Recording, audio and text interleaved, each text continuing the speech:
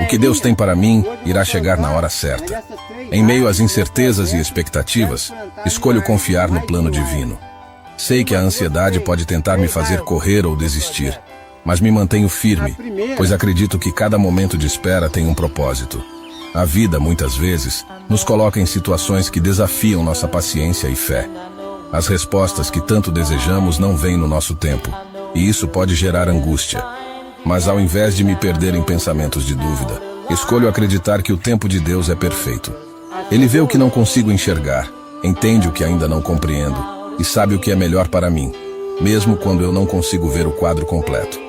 As dificuldades que encontro no caminho não são obstáculos para me fazer parar, mas sim degraus que me elevam a uma compreensão mais profunda da vida e do amor divino.